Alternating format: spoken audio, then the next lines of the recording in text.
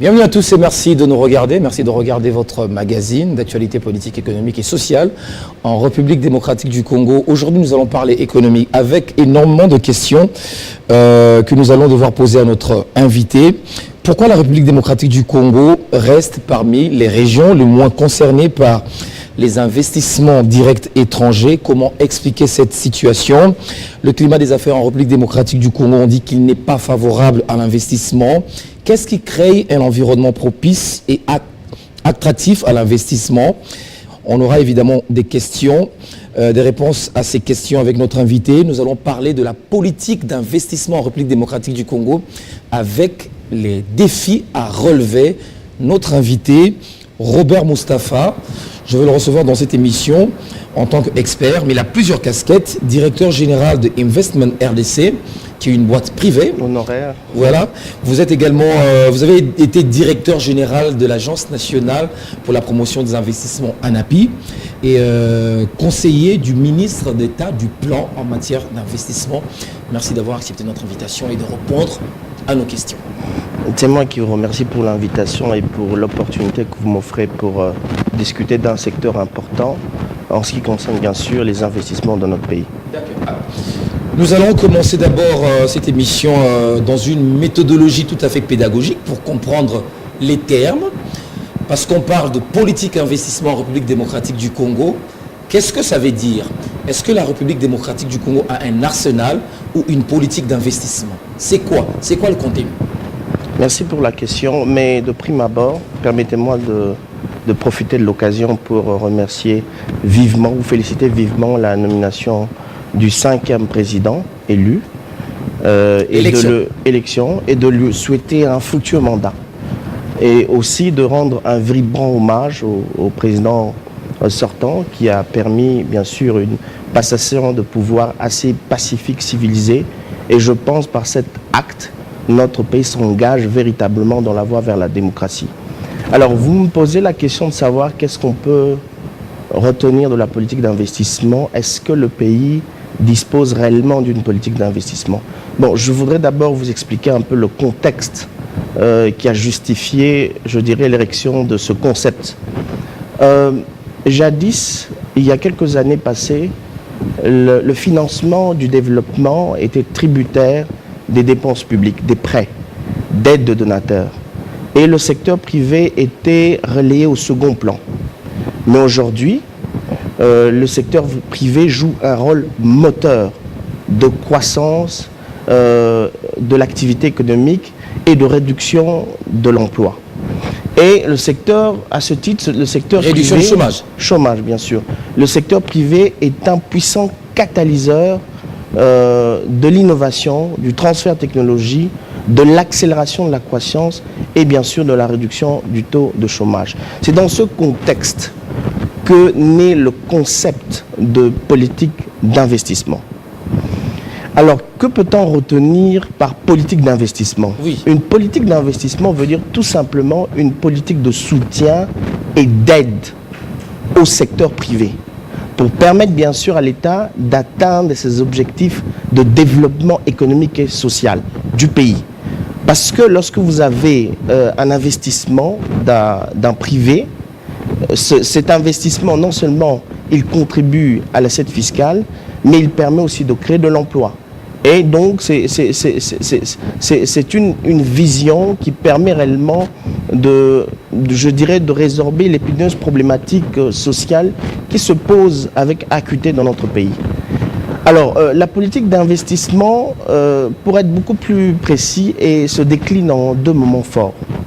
Vous avez d'une part la promotion des investissements et d'autre part, vous avez l'amélioration du climat des affaires et des investissements. Mais les deux concepts sont intrinsèquement liés. Vous ne pouvez pas attirer les investissements si votre environnement des affaires n'est pas assaini et n'est pas simple, n'est pas, je dirais, transparent. Donc ça veut dire que pour avoir des investissements directs, des investissements étrangers dans un pays, il y a des préalables. Il y a des préalables. Il y a des politiques qui existent et il faut mettre en œuvre ces politiques. Et dans son essence, la politique d'investissement, comme je viens de le dire tout à l'heure, se décline en deux temps. Oui. Il y a la promotion des investissements. D'une part.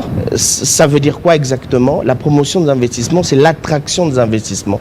C'est l'incitation. Comment inciter l'investisseur à venir? Donc, c'est l'accompagnement, c'est la facilitation. Et d'autre part, vous avez l'amélioration du climat des affaires. Quelles sont les réformes qui doivent plutôt être entreprises par l'État pour rendre notre climat des affaires propice à l'essor du secteur privé? Donc, c'est les deux déclinaisons. Et chaque composante de la politique d'investissement utilise des outils, Justement, la question qui nous permettent effectivement d'avoir une politique d'investissement efficace et efficiente. Alors, vous préférez que nous commencions par quoi? Par promotion des investissements ou par l'amélioration du climat des affaires? Non, je préfère qu'on commence par l'amélioration du climat des affaires. Voilà. Alors, l'amélioration du climat des affaires, qu'est-ce qu'il faut faire dans un État comme la République démocratique du Congo pour que les climats des affaires soient véritablement assainis, propices à attirer l'investissement étranger? Je pense que... ou quelles sont les réformes? Pour raison de méthodologie, je préfère qu'on parle d'abord de la promotion des investissements parce que ça va nous permettre d'épingler un peu la structure qui est en charge de la promotion des investissements et qui constitue en fait le guichet unique en matière de... Alors prenons d'abord le concept avant de prendre aussi les outils. Ouais. Promotion des investissements. Pour ceux qui nous suivent, autrement ça veut dire quoi? Je l'ai dit tout à l'heure, donc promotion des investissements veut dire incitation des investissements. Promotion des investissements veut dire accompagnement et facilitation. Mais comment dans la pratique cela se passe? La matérialisation. Alors, vous avez des lois, vous avez une loi cadre sur les investissements qu'on appelle le Code des investissements. Qui existe en RDC? Qui existe, qui date de 2002. En fait, c'est un cadre général, une loi, un texte de loi qui encadre les investissements dans le pays. En d'autres termes, le Code des investissements, c'est une politique d'attraction des investissements, mais dans les domaines déclarés prioritaires par le gouvernement, par l'État, pour lui permettre d'atteindre ses objectifs de développement. Parce que l'État a un programme de développement. Et ce programme, ce code doit se greffer, doit être en adéquation pour lui permettre bien sûr d'atteindre ses objectifs de développement. Mais est-ce que les dispositions de ces codes-là sont à même à attirer les investissements? Est-ce qu'il y a à dire au niveau du code? Non. Oui, je veux peut-être souligner une chose, c'est que c'est grâce au code que l'ANAPI a vu le jour. On peut dire que l'ANAPI est le bébé du Code des investissements. D'accord. Donc, pour être plus précis, c'est la loi du 21 février 2002 et en son article 4, cela a institué l'ANAPI, l'Agence nationale pour la promotion des investissements. Alors, qu'est-ce que le gouvernement peut faire pour améliorer précisément cette loi? Oui. Mais c'est simple. Le Code des investissements date de 2002. Aujourd'hui, nous sommes en 2019. La situation économique de 2002 n'est pas la même que la situation économique. Beaucoup de choses ont changé. Il y a une mutation. mutation. Il y a un dynamisme. Oui. Donc, il faut réadapter. Il faut réadapter le Code des investissements de 2002 par rapport aux réalités économiques et sociales actuelles. Donc, ça veut dire quoi? Ça veut dire que l'État doit révisiter ce code. Il faut absolument que le nouveau président qui est élu puisse révisiter ce code pour qu'il réponde réellement aux objectifs de développement et aux attentes de la population actuelle. Deuxième chose, c'est que notre économie n'évolue pas en vase clos. On n'est pas dans une sorte de développement endogène. Nous sommes dans une compétition mondiale. L'investisseur n'est pas que du pays. L'investisseur vient également de l'extérieur. Donc il y a une concurrence au niveau du marché des capitaux. Qu'est-ce que ça veut dire? Ça veut dire que en examinant, en comparant notre code des investissements aux autres codes des pays africains ou des champions d'Afrique comme l'île Maurice, on se rend compte facilement que notre code n'est pas compétitif. Il n'est pas suffisamment attractif du point de vue ouverture économique. Ah, c'est cela l'obstacle. Voilà. Et donc la révisitation qui doit se faire doit permettre à ce que notre code des investissements soit suffisamment compétitif et attractif. J'ai eu l'opportunité d'examiner un peu le code francophone d'un pays francophone africain, le nôtre, la Côte d'Ivoire, oui, et celui de l'île Maurice, qui est un pays anglophone pratiquement. Oui. Et donc vous avez des systèmes différents. Au niveau des pays anglophones, comme l'île Maurice qui est champion d'Afrique, ils n'ont pas un code d'investissement proprement dit. Ils ont des lois sectorielles qui accompagnent les secteurs prioritaires. Mais chez nous, nous avons un code des investissements et nous avons à la fois des lois, je dirais des lois sectorielles. Et en conséquence, c'est que ces textes de loi s'entremêlent, sont en conflit, ne sont pas cohérentes. Okay. Vous avez un investisseur qui peut à la fois être éligible dans une loi sectorielle et au code des investissements. Conséquence, c'est l'État qui perd. Peut-être une recommandation phare, c'est que il faut rationaliser les textes qui accordent les incitations. Il faut un guichet unique parce qu'il y a un problème de cohérence. Vous avez par exemple, je donne un exemple, le code des investissements cible le secteur industriel. Parce qu'à l'époque, le secteur industriel était sous-capitalisé, était soumis à un processus de désinvestissement. Il fallait relancer le secteur industriel. Donc le secteur industriel est prioritaire. Mais vous avez en même temps une loi sur les chaînes de valeur qui accompagne les investissements du secteur industriel. Conséquence, c'est pratiquement les mêmes secteurs qui sont accompagnés par les deux textes de loi. Et je pense qu'il ne se pose pas un problème de l'égalité, mais il se pose un problème de multiplicité de textes qui parfois s'entremêlent. Donc il faut qu'on arrive à rationaliser, à harmoniser les textes de sorte que ces textes soient complémentaires et permettent réellement d'engranger des résultats efficaces et efficients. Alors ça, c'était le code des investissements. Mais il y a beaucoup de choses. Vous avez l'ANAPI, je ne veux pas parler de ce que fait l'ANAPI, on le sait. Évidemment que l'ANAPI prend en charge beaucoup de questions. Donc ça veut dire aujourd'hui, cet organe que vous appelez l'ANAPI, dont vous avez d'ailleurs été directeur général, ne peut pas aller très loin en matière de promotion à cause du code. En fait, l'ANAPI, le code a donné naissance à l'ANAPI. Et l'ANAPI a plusieurs missions. Il y a une mission de promotion de l'image de marque, des opportunités, d'amélioration du climat des affaires. Il y a aussi la mission qu'on appelle la mission d'accompagnement et de facilitation. Et pour accompagner, pour inciter les investisseurs à s'installer ou à développer leurs activités, il y a cet outil qui est le code des investissements qui accorde non seulement les incitations, les exonérations, mais prévoit aussi ce qu'on appelle les mécanismes de protection, à la fois juridique et judiciaire. Dans le code, ce n'est pas simplement les exonérations, mais aussi c'est la protection des investissements, parce que c'est des principales questions auxquelles se pose un investisseur. Mais effectivement, dans la composante promotion des investissements, il n'y a pas que le code des investissements. Et bon, je ne veux pas aborder les autres aspects des codes. Il y a des codes forestiers, des codes fonciers, etc. Mais on va se focaliser sur ça. Mais il faut peut-être noter que dans la promotion des investissements, en dehors du code des investissements, il y a une nouvelle loi qui vient de voir le jour. C'est la loi sur les partenariats publics-privés qui date du 9 juillet 2018, si ma mémoire est bonne. Alors, comment vous accueillez alors cette loi sur le pays avait besoin de cette loi parce que les partenariats publics et privés qui devraient se faire autour des projets structurants et intégrateurs étaient pratiquement orphelins. Il n'y avait pas un texte assez précis qui encadre le partenariat public-privé autour des projets, je dirais des projets de haute envergure. Donc le texte de loi, il régit ce qu'on appelle les contrats d'État, les contrats qui lient l'État et le secteur privé, mais autour des infrastructures au sens large du terme. Vous avez infrastructures routières, infrastructures aéroportières, fluviales, etc. Donc je pense que c'est un très bon texte qui tombe à point nommé. Et je pense que la réforme n'a pas encore atteint sa maturité parce que la loi est là, il faut les mesures d'application de cette loi, mais la loi prévoit aussi la création d'une structure qui doit coordonner les activités, conseiller et faciliter la conclusion des PPP.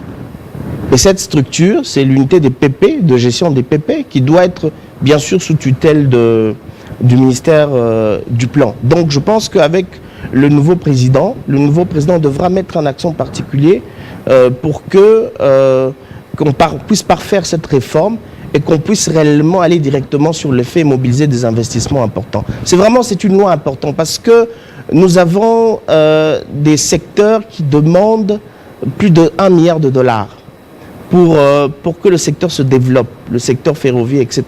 Et cela n'est possible qu'au travers des partenariats publics-privés.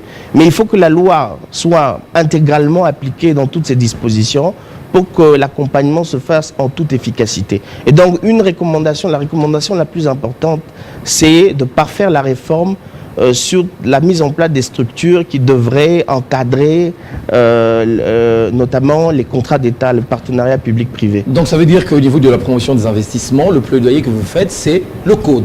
Il faut absolument réviser le code. Il faut que ce code... c'est le travail des députés.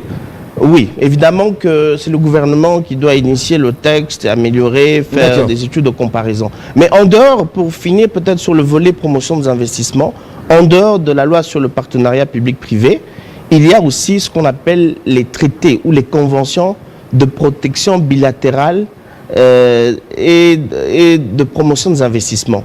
Ce qu'on appelle les traités bilatéraux des investissements. Ça veut dire que c'est des traités des contrats qui se signent entre États.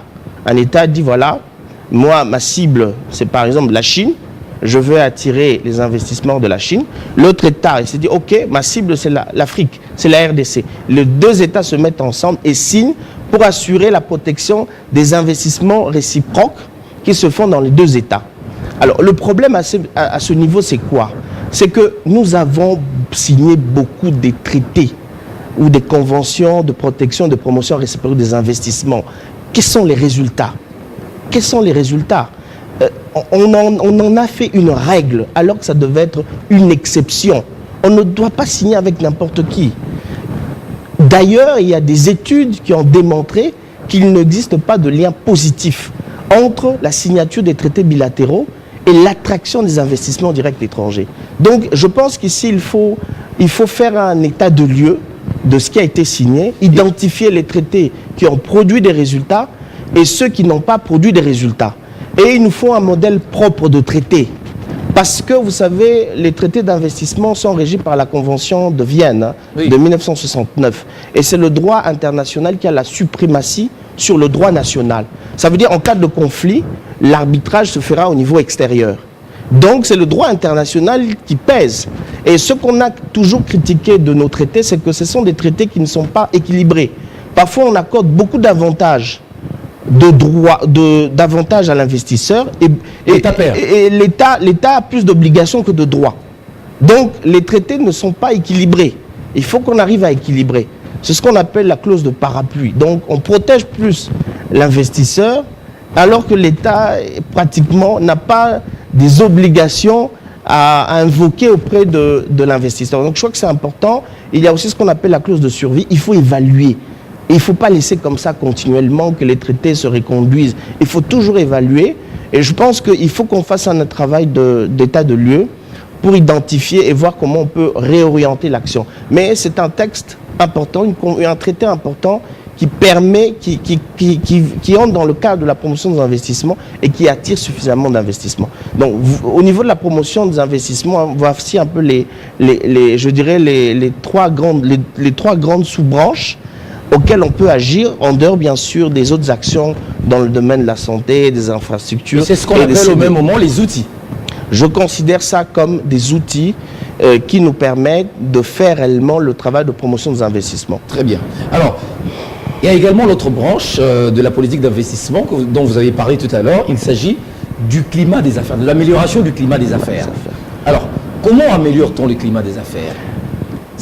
C'est quoi le travail qu'il faut faire de cette branche-là, maintenant en République démocratique du Congo?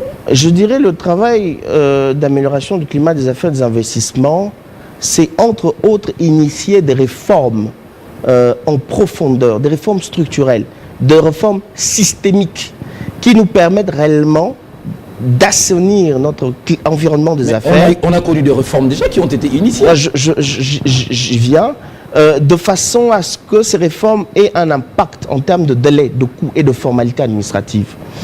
Et aussi, en dehors de cela, il y a le suivi qui doit être permanent, et le plaidoyer. Alors, chez nous, qu'est-ce qui se passe? C'est quoi le problème? Quel est le problème? Le problème, c'est que nous initions beaucoup de réformes, mais peu d'entre elles sont réellement appliquées. Il y a un problème d'applicabilité des réformes. Et dans le classement Doing Business de la Banque mondiale, le pays malheureusement est toujours à la queue de la liste. Le tout dernier, le pays a occupé la 184e place sur les 190 économies évaluées. Et je crois que ici, parce que le Doing Business, ce n'est pas simplement l'effet d'initier des réformes en termes réglementaires, en termes de textes réglementaires, mais il faut que ces réformes aient un impact réel sur le vécu quotidien et sur l'environnement des affaires. Et donc ici, la première difficulté... Mais on a vu une grande réforme que vous avez initiée à l'époque, c'était la réduction du temps d'ouverture d'une entreprise. Oui, effectivement, mais il n'y a pas que ça comme indicateur. Vous savez que le Doing Business évalue les pays en fonction, bien sûr, des indicateurs du cycle de vie d'une entreprise. Il y a le démarrage, la création, il y a la localisation, le raccordement à l'électricité, le permis de construire, vous avez la gestion des opérations, le financement, par exemple les prêts, la gestion des opérations, le paiement des impôts, etc. Donc il y a au moins une dizaine d'indicateurs qui font l'objet d'évaluation. Mais généralement, le pays performe toujours sur la création d'entreprises et peut-être le permis de construire. Et les autres alors indicateurs... les autres sont négligés. Je pense qu'il y a des efforts importants à faire. Mais le plus grand problème, c'est quoi? C'est qu'il n'y a pas une appropriation institutionnelle au plus haut niveau. Vous savez, lorsque les réformes sont pilotées au niveau sectoriel, entre eux, les sectoriels, parfois, ils ne s'entendent pas, parfois, ils n'appliquent pas ce qu'on leur demande de faire. Je pense que la politique d'investissement, c'est une politique de création d'emplois et de richesses, et elle a une importance stratégique dans la politique économique. Et quand vous regardez les pays qui sont champions d'Afrique, généralement, les agences de promotion sont rattachées, soit je dirais au meilleur des cas, à la présidence de la République, soit au pire des cas, à la primature, mais pas au niveau sectoriel. En tant qu'expert, ce que je recommande au nouveau gouvernement... C'est comme l'agence nationale de l'ANAPI qui est rattachée au ministère du Plan. Du Plan. Si vous prenez l'API de l'agence de promotion de la Côte d'Ivoire, il est rattaché à la présidence. Vous prenez l'agence de l'île Maurice, il est rattaché à la primature. Vous prenez le Sénégal, il est rattaché à la présidence. Donc je pense que c'est une matière qui est très cruciale. Mais qu'est-ce qu'un rattachement à la primature, à la présidence peut apporter dans l'efficacité du travail? Non, ça veut dire que lorsqu'une décision est prise par le président de la République, je ne pense pas qu'un ministère sectoriel peut résister à cette décision. Il va l'appliquer et de manière stricte et rigoureuse. Okay. Et je crois que ça, c'est indispensable. Il y a la plus grande faiblesse, c'est la faible application de réformes, et l'autre, c'est l'appropriation institutionnelle au plus haut niveau. Je pense qu'il faut revoir l'ancrage juridique et rattacher cette agence au niveau de la primature pour que cela renforce, je dirais, la mise en œuvre de ces missions fondamentales. Donc, voilà, au niveau de l'environnement des affaires, je dirais, aussi, en termes de priorité, qu'est-ce qui peut être fait? Je pense que la première priorité, au-delà de la question du rattachement de l'agence à la présidence de la République, il faut révisiter les feuilles de route. Parce qu'il faut préciser que l'ANAPI initie les réformes, impulse les réformes, élabore des feuilles de route, avec bien sûr la collaboration des parties prenantes. Mais la mise en œuvre des réformes, ce n'est pas l'ANAPI, c'est plutôt les ministères sectoriels. Donc ici, je pense que l'ANAPI a des feuilles de route, il faut révisiter ces feuilles de route. Il faut s'assurer que ces feuilles de route, les réformes qui sont déclinées, ont réellement un impact en termes d'amélioration du climat des affaires et sont en conformité avec les options et les priorités arrêtées dans le programme de développement du nouveau président. Deuxième recommandation clé, c'est qu'il faut améliorer la dynamique des réformes. Il faut plus de réformes. Et ce n'est pas simplement la quantité. Il faut qu'elle soit régulière. Il faut qu'il y ait de la qualité. Il faut qu'il y ait une certaine qualité dans la réforme pour qu'elle permette réellement d'aboutir à des résultats escomptés. Donc il faut améliorer la dynamique des réformes de structure de façon à ce qu'il y ait vraiment un changement qui soit perceptible au niveau de la couche la plus faible de la population. Troisième chose, je vous ai parlé notamment de l'ancrage, il est important, mais l'autre élément, c'est la sanction. La sanction. Sanctionner qui? Sanctionner ceux qui érigent en obstacle.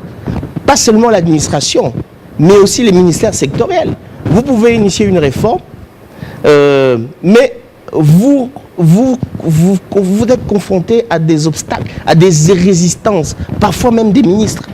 Je ne suis pas là pour citer les noms. Mais il y a des ministres qui vous disent non, je ne veux pas réformer.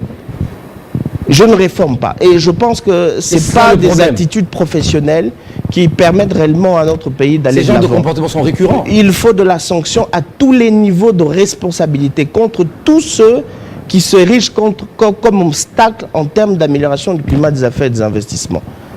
Voilà. Un dernier mot avant de finir cette émission, parce qu'on nous dit que nous sommes à la fin. Non, tout ce que je peux dire, c'est que la politique d'investissement occupe une place de choix dans la politique économique. Si l'on souhaite régler l'épineuse problématique sociale, il faut agir sur la politique d'investissement parce qu'elle offre l'avantage non seulement d'accélérer la croissance, mais aussi de réduire le chômage. Et il nous faut une politique d'investissement qui soit efficace, attractive et compétitive. Et je pense que c'est de cette manière qu'on pourra accélérer la marche de notre pays vers l'émergence. Merci beaucoup à M. Moustapha Robert, directeur général d'Investment DRC, ancien directeur général de l'ANAPI, et vous êtes conseiller du ministre d'État au plan en matière d'investissement.